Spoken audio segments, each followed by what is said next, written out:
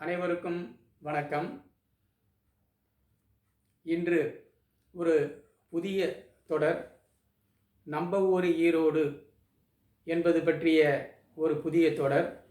இந்த தொடரில் ஈரோடு நகரின் தொன்மை சிறப்பு பற்றியும் ஈரோடு நகரில் உள்ள முக்கிய சுற்றுலா தலங்கள் பற்றியும் ஈரோடு மாவட்டத்தில் உள்ள முக்கிய கோவில்கள் பற்றியும் ஈரோட்டில் வாழ்ந்த முக்கிய நபர்கள் பற்றியும் சுதந்திர போராட்ட வீரர்கள் பற்றியும் இப்படி பல்வேறு நிகழ்ச்சிகளை இந்த நம்ம ஊர் ஈரோடு என்ற இந்த புதிய தொடரில் நாம் காண இருக்கிறோம்.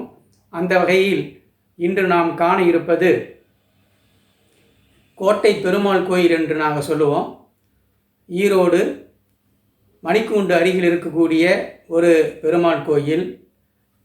இந்த கோயிலுக்கு பெயர் கஸ்தூரி அரங்க பெருமாள் கோயில் என்று பெயர். இந்த கோவிலை பற்றி நாம் இந்த நிகழ்ச்சியில் காண இருக்கிறோம். வாருங்கள், அந்த கோவிலை நாம் பார்ப்போம்.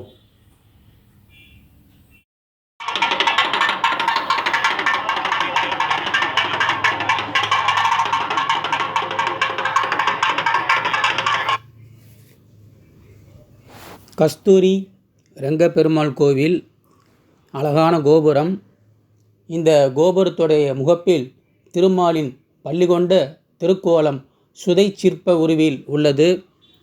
இந்த கோயிலில் நுழைஞ்ச உடனே வலதுபுறம் திருவேங்கடமுடையான் சந்நிதி உள்ளது.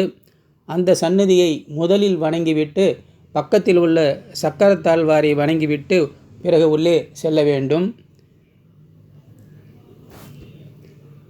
பள்ளிகொண்ட பெருமாள் கஸ்தூரி ரங்க பெருமாள் பின்புறமாக கமலவள்ளி தாயார் கோவில் உள்ளது. சுதை சிற்பமாக உள்ள பள்ளிகொண்ட பெருமாளுடைய உருவம். விளக்கொளியில் மிளிரும் அழகான கோபுரம்.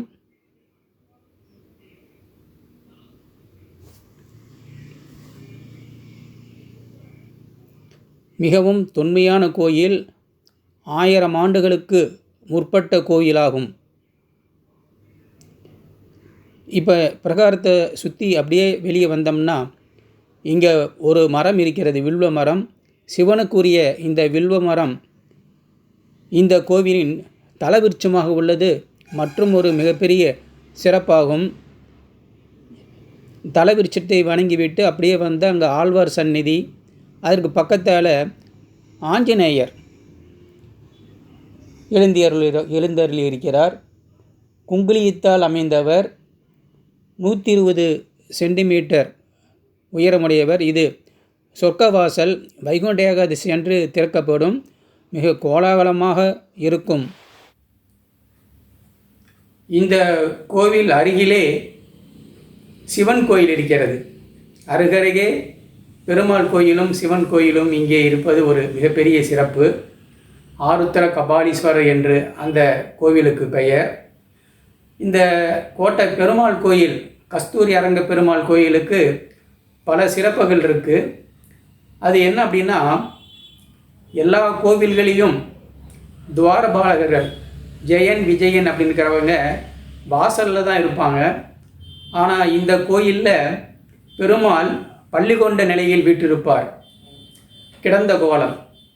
அப்போ அந்த ஜெயன் விஜயன் அந்த 2 பேரும் பெருமாளுடைய பாதங்களுக்கு அருகே அவரை வணங்குவது போல காட்சி தருகிறார். இதற்கான காரணம் என்ன என்பது பற்றியும் இன்னொரு சிறப்பு, முக்கியமான சிறப்பு என்ன, பெருமாளுடைய திருமுடிக்கு அருகில் துர்வாச முனிவர் எப்பயுமே கோபமாக இருக்கிறவர். ஆனால் இங்கே சாந்த துர்வாச முனிவர் வீற்றிருக்கிறார். அதற்கான காரணம் என்ன என்பது பற்றியும், பெருமாள் கிட்ட இங்கே இருக்க தாயார் கமலவள்ளி தாயாரின் பேர். கமலவள்ளி தாயார் பெருமாள் சன்னதிக்கு பின்புறம் இருக்காங்க. இந்த கமலவள்ளி தாயார் பெருமாள்கிட்ட கோவிச்சுக்கிட்டு போயிடுறாங்க. பங்குனி உத்தர அன்னைக்கு மட்டும் திருக்கல்யாணம் நடைபெறும் சாமிக்கு. அன்னைக்கு மட்டும் பெருமாளோடு சேர்ந்து காட்சி அளிப்பாங்க. இதற்கு என்ன காரணம்? இப்படி போன்ற சுவையான தகவல்களை நாம் இந்த நிகழ்ச்சியில் நாம் தொடர்ந்து பார்க்க இருக்கிறோம். துர்வாச முனிவர் ஏன் பெருமாளுடைய திருமுடிக்கு அருகில் இருக்கார் இந்த கோயிலில், பெருமாளுடைய கருவறையிலே இருக்கார் அப்படிங்கிறது என்ன காரணம்னா, இந்த கோவிலில் தல வரலாறு என்ன சொல்லுதுன்னு நம்ம பார்ப்போம்.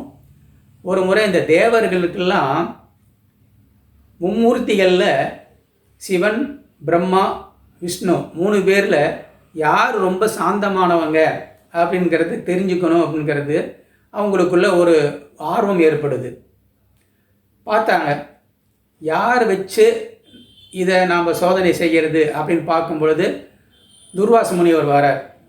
இதுக்கு இவர் தான் சரியான ஆள் என்று துர்வாச முனிவரை அழைத்து, நீங்கள் 3 பேரையும் போய் பார்க்குறீங்க, யார் ரொம்ப சாந்தமானவங்க பார்த்துட்டு சொல்லுங்கள் அப்படின்னு தேவர்கள் அனுப்புகிறாங்க. அப்போ துர்வாசர் என்ன பண்ணுறாருன்னா, கைலாயத்துக்கு போகிறாரு, பிரம்மலோகத்துக்கு போகிறாரு. அங்கே சிவனும் பிரம்மா ரொம்ப கோபமாக அவரை திட்டி அனுப்பிடுறாங்க. துர்வாசருக்கு இவங்க 2 பேரும் சாந்தம் இல்லாதவர்கள், ரொம்ப கோபப்படுறவங்க, சரி அடுத்தது நம்ம வைகுண்டத்துக்கு போகலாம் அப்படின்னு சொல்லிட்டு வைகுண்டத்துக்கு வராங்க.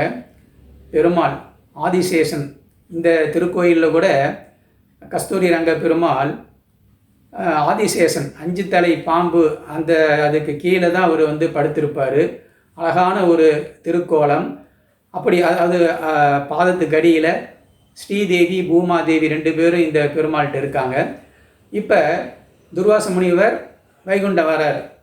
வந்துட்டு பெருமாள் எப்பயுமே துயில் கொண்டு இருப்பார், கண்ணை மூடி படுத்துட்ருக்கார்.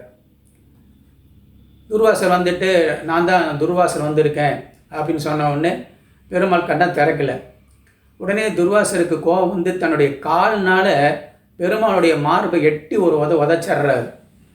கண்ணு திறந்த பெருமாள் சிரிச்சுக்கிட்டே சொல்கிறார், கோபப்படல, இப்படி ஒரு அடியாரோடைய திருப்பாதங்கள் என்னுடைய மார்பில் படுவதற்கு நான் ரொம்ப கொடுத்து வச்சிருக்கணும் அப்படின்னு சொல்லிட்டு கோபமே படல. துர்வாசருக்கு ரொம்ப ஆச்சரியமாயிருது.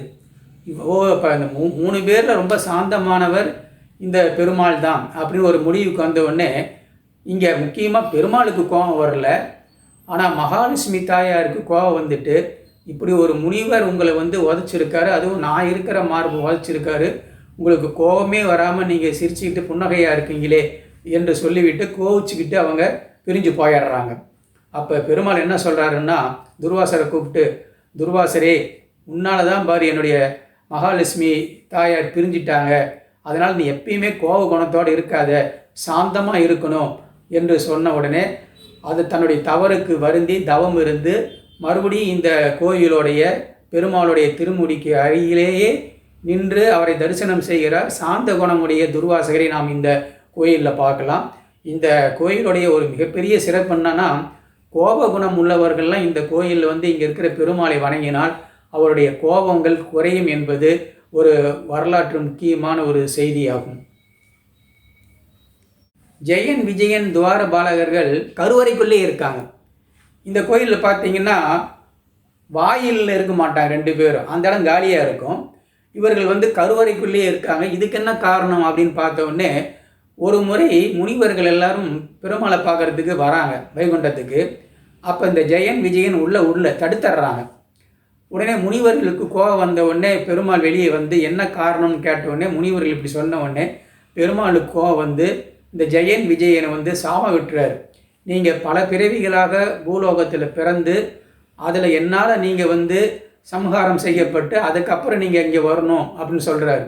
அதனால தான் இவங்க பல பிறவிகள், அந்த ஜெயன், விஜயன் 2 பேரும் ராவணன் கும்பகர்ணனாகவும், கம்சன் சிசுபாலனாகவும், அதே போல் துரியோதனன், இது போல் பல பிறவிகள் எடுத்து அவங்க மறுபடியும் இந்த பெருமாள்கிட்டே பெருமாளுடைய கருவறையிலே இருந்து பெருமாளை வணங்குறாங்க அப்படிங்கிறது இந்த தல வரலாறு. அடுத்தது இதில் இன்னொரு முக்கியமான ஒரு சிறப்பு என்னென்னா, எல்லா சிவன் கோயில்லையும் வில்வத்துக்கு தான் முக்கியம், வில்வ மரம். ஆனால் இந்த பெருமாள் கோயிலில் தல விருட்சமே வில்வ மரமாக இருப்பது மற்றும் ஒரு சிறப்பு. அந்த வில்வ மரம் மகாலட்சுமி தாயாராக போற்றப்படுகிறார். இன்னொரு சிறப்பு என்னென்னா, இந்த கோயிலை நம்ம அப்படியே வலம் வரும் பொழுது பின்பக்கம் கமலவள்ளி தாயார் இருக்காங்க. இந்த கமலவள்ளி தாயாருக்கு தாமரை பூவை வச்சு வளையலை வச்சு வழிபடும் பொழுது குழந்தை பேர் இல்லாதவர்களுக்கு குழந்தை பிறக்கிறது என்று சொல்லப்படுகிறது. அடுத்தது கஸ்தூரி ரங்கநாதர் அப்படின்னு சொல்லி இந்த பெருமாளை சொல்கிறோம். அதற்கு என்ன காரணம்னு பார்த்தோம்னாங்க, அந்த காலத்தில்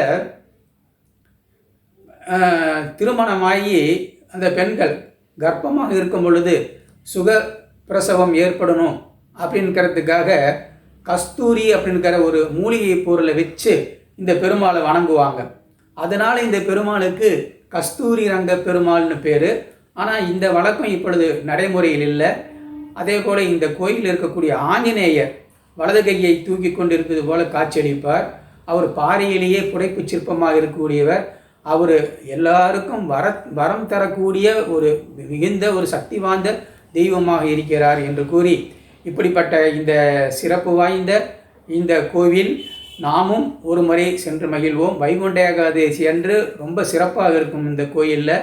அது மட்டும் அல்லாமல் இந்த கோயிலில் இன்னொரு சிறப்பு என்னன்னா, மூலவர் அவர் சிலைக்கு எப்பொழுதுமே திருமஞ்சனம் கிடையாது. எல்லாமே உற்சவருக்கு தான் இருக்கும்.